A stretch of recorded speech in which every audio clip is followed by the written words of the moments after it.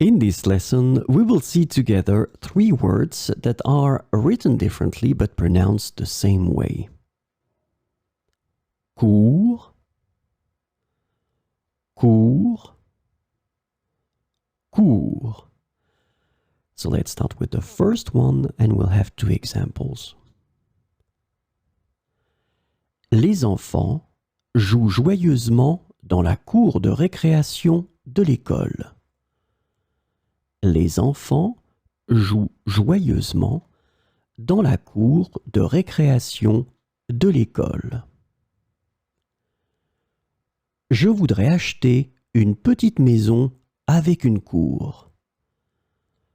Je voudrais acheter une petite maison avec une cour. So as you can see here, cour, cour, so it's a noun and it's a feminine noun. Let's see the second one with 2 examples.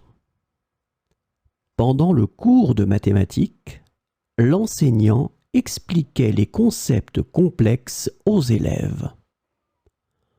Pendant le cours de mathématiques, l'enseignant expliquait les concepts complexes aux élèves.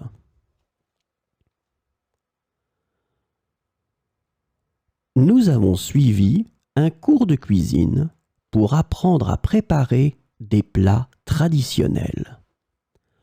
Nous avons suivi un cours de cuisine pour apprendre à préparer des plats traditionnels. So here, cours, cours, it's a noun and it's a masculine noun. And let's have a look at the third one, cours. So this one will be interesting because we'll see that it can be used for 2 different purposes. First example. Le lapin traverse le jardin en un éclair, il court vers sa cachette. Le lapin traverse le jardin en un éclair, il court vers sa cachette. So in that situation, you can see that it's a verb. The verb is courir. Courir. So here, it's the third person of the singular present form.